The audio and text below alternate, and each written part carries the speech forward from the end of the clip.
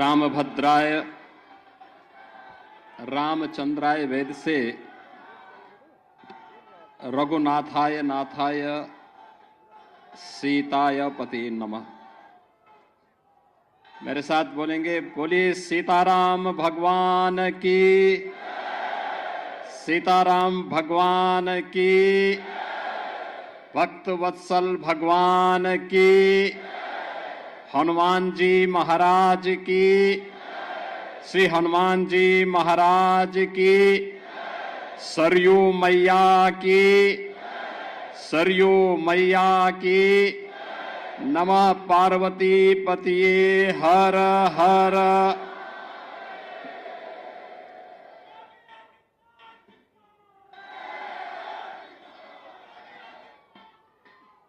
प्रतिष्ठा द्वादशी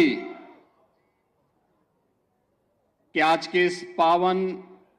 आयोजन में मंच पर उपस्थित पूज्य संतजन महान श्री दिनेंद्र दास जी महाराज, महान श्री धर्मदास जी महाराज, महंत ज्ञानी गुरजीत सिंह जी,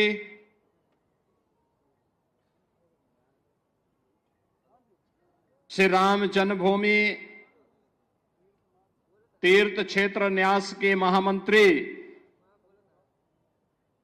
सम्मानित श्री चंपत राय जी, विश्व हिंदू परिषद के हमारे केंद्रीय पदाधिकारी माननीय श्री दिनेश जी, उत्तर प्रदेश सरकार के मंत्रिमंडल के मेरे सहयोगी प्रभारी मंत्री अयोध्या श्री सूर्य प्रताप शाही जी, जल शक्ति मंत्री श्री स्वतंत्र देव सिंह जी, महापौर महंत गिरीशपति त्रिपाठी जी, जिला पंचायत अध्यक्ष श्रीमती रोली सिंह जी, माननीय विधायकगण श्री वेद प्रकाश गुप्ता जी, रामचंद्र यादव जी, अमित सिंह चौहान जी, अभय सिंह जी, उत्तर प्रदेश सरकार के सलाहकार श्री अवनीश अवस्थी जी,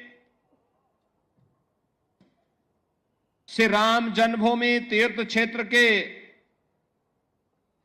सदस्य श्री अनिल मिश्र जी, गोपाल जी, तीर्थ क्षेत्र ट्रस्ट से जुड़े हुए सभी पदाधिकारीगण और भारी संख्या में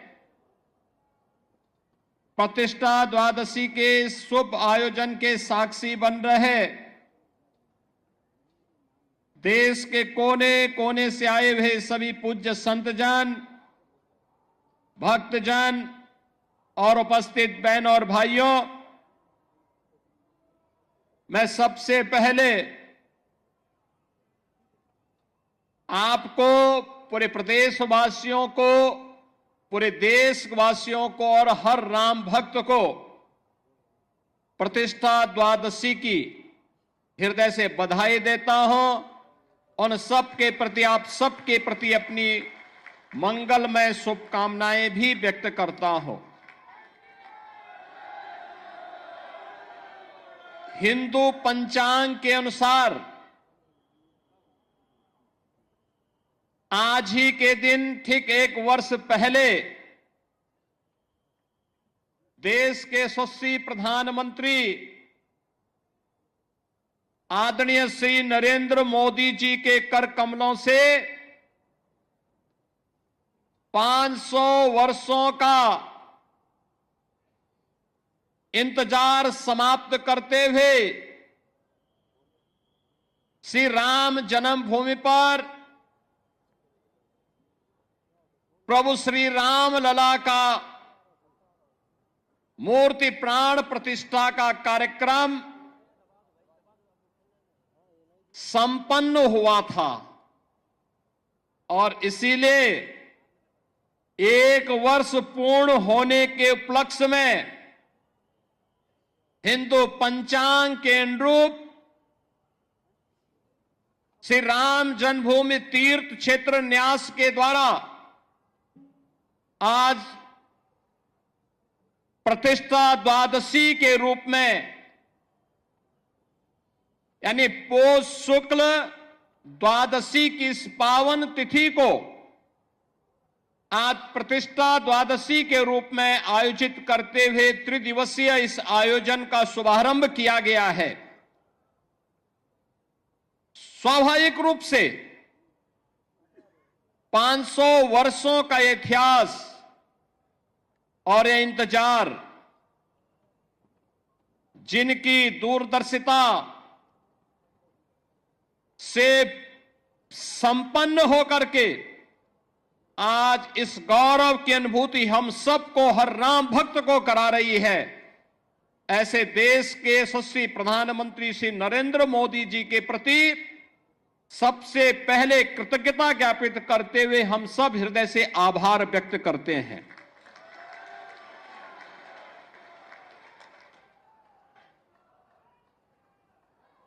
बहनों और भाइयों, इस अवसर पर श्री राम जन्मभूमि के लिए चले एक लंबे आंदोलन को, जो संविधान के दायरे में रह करके लोकतांत्रिक तरीके से जिस आंदोलन को एक मंच पर सजोने का काम राष्ट्रीय स्वयंसेवक संघ के मार्गदर्शन और नेतृत्व में सरदेव अशोक सिंघल जी ने आगे बढ़ाने का कार्य किया था, आज उनकी स्मृतियों को भी नमन करते हुए उन्हें मैं विनम्र श्रद्धांजलि अर्पित करता हूं। बहनों और भाइयों, यहां पर जो बात अभी माननीय चंपत जी कह रहे थे,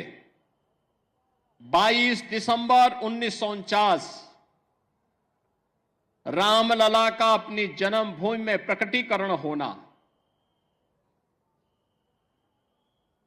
जो इस पूरी लड़ाई की पृष्ठभूमि को आगे बढ़ाता हुआ आज इन स्थितियों में पहुंचा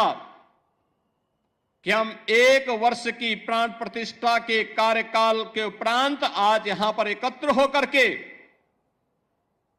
इस मंगल गान के साथ अभिभूत होकर के गौरव की अनुभूति कर रहे हैं। लेकिन इसके उपरांत भी अनेक ऐसी तिथियां आई जिन्होंने हर भारतवासी के सामने अग्नि परीक्षा के इस दौर से उसे ले जाते हुए न्याय संगत तरीके से मर्यादा के अनुसार धैर्य के अपनी अग्नि परीक्षा देते हुए हर भारतवासी गुजरा। लेकिन ध्येय सबका एक ही था, अयोध्या में से राम जन्मभूमि पर प्रभु राम लला का विराजमान हो, हर हाल में विराजमान हो। और इसके लिए इसका शुभारंभ होता है 9 नवंबर 2019 को, जब भारत की न्यायपालिका ने संवैधानिक तरीके से सर्वसम्मत से यह निर्णय सुनाया कि अयोध्या में जहां पर विवादित ढांचा था वह राम जन्मभूमि है और वहां पर एक ट्रस्ट गठित करते हुए प्रभु श्री राम लला के भव्य मंदिर के निर्माण का मार्ग प्रशस्त होना ही चाहिए। बहनों और भाइयों, यह कार्य संपन्न होने के उपरांत 5 अगस्त 2020 को इसी अयोध्या धाम में आकर के देश के यशस्वी प्रधानमंत्री श्री नरेंद्र मोदी जी ने आकर के प्रभु श्री राम लला के भव्य मंदिर के कार्यक्रम का शुभारंभ किया और उसके उपरांत 22 जनवरी 2024 अगर हिंदू पंचांग के अनुसार हम देखें तो पौष शुक्ल द्वादशी के दिन, आज ही के दिन, आदरणीय प्रधानमंत्री जी ने देश भर से आए हुए हर तबके के नेतृत्व वर्ग की उपस्थिति में पूज्य संतों के सानिध्य में 500 वर्षों का इंतजार समाप्त करते हुए रामलला को उनकी जन्मभूमि में प्रतिष्ठित कराने का काम किया था। रामलला का प्राण प्रतिष्ठा का एक कार्यक्रम संपन्न होने के उपरांत लाखों की संख्या में श्रद्धालुजन अयोध्या धाम में पधार रहे हैं। एवरेज अयोध्या का प्रतिदिन अयोध्या में 1.5 से 2 लाख श्रद्धालुओं का आगमन अयोध्या धाम में हो रहा है। 1 से 1.5 लाख राम जन्मभूमि में दर्शन कर पाते हैं। बहुत सारे लोग अन्य धामों में दर्शन करते हुए कुछ इंतजार करते हैं, कुछ जाते हैं, फिर अन्य कार्यक्रमों के बाद फिर आयोजन में भागीदार बनते हैं। आज अयोध्या जिस रूप में हम सबके सामने है, आपने देखा होगा, यह अवसर हम सबके लिए किस रूप में आया। किसी ने सोचा था अयोध्या के बारे में? कोई सोचता था 1 वर्ष पहले, 5 वर्ष पहले, 10 वर्ष पहले कोई सोचता था कि हमारा अयोध्या इस रूप में इसका अधिकारी है, इसको यह अधिकार प्राप्त होना चाहिए। 2014 के पहले, 2017 के पहले इस अयोध्या में बिजली भी नहीं मिलती थी। 3 से 4 घंटे बामुश्किल बिजली। स्वच्छता की कोई कहीं अता पता नहीं था। राम जी की पेड़ी में वहीं पर सरयू जी का जल सड़ता रहता था। हजारों वर्ष पहले लंका पर विजय प्राप्त करने के उपरांत भगवान श्री राम पुष्पक विमान से अयोध्या धाम पधारे थे, और हजारों वर्षों के बाद भी विज्ञान जब इतना प्रगति कर चुका है, तब भी अयोध्या में कोई एयरपोर्ट नहीं था जहां पर कोई फ्लाइट लैंड कर सके। लेकिन आज अयोध्या के पास अपना इंटरनेशनल एयरपोर्ट है। अयोध्या की सड़कें त्रेता युग का स्मरण करा रही हैं। 4 लेन, 6 लेन की सड़कें, सरयू मैया के घाट पूरे देश को अपनी ओर आकर्षित करते हैं। राम जी की पेड़ी, अब सरयू जी का जल वहीं पे सड़ता नहीं है, बल्कि एक ओर से आता है, दूसरी ओर से वापस सरयू मैया में लौट करके श्रद्धालुओं को पुण्य का लाभ प्रदान कर रहा है। आज तो आप कहीं भी जाएंगे अयोध्या में, अयोध्या होने का एहसास कराता है। आज हमारी अयोध्या देश की पहली सोलर सिटी बन चुकी है। पहली सोलर सिटी, सूर्यवंश की राजधानी है, पहली सोलर सिटी अयोध्या बन चुकी है। ये जो बिजली यहां दिखती है ना, जलती है स्ट्रीट लाइट के रूप में घरों में, ये किसी थर्मल पावर स्टेशन से नहीं, किसी हाइड्रो पावर स्टेशन से नहीं, बल्कि सूर्य की रोशनी से जो ऊर्जा पैदा होती है, उससे ये बिजली जलती है, और उसी बिजली को पूरी अयोध्या उसी का उपयोग करता है।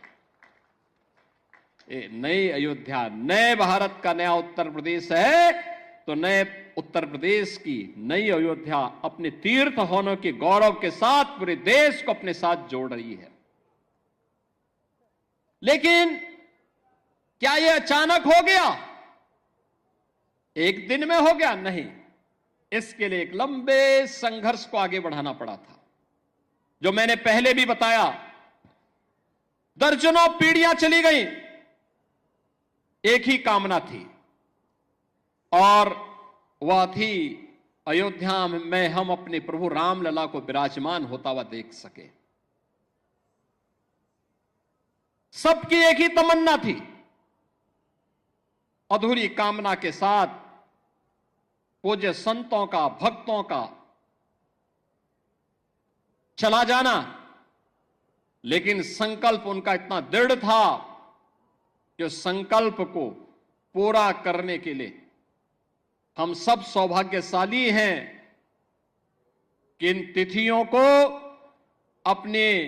इन भौतिक चक्षुओं से देखने का सौभाग्य हम सबको प्राप्त हुआ है।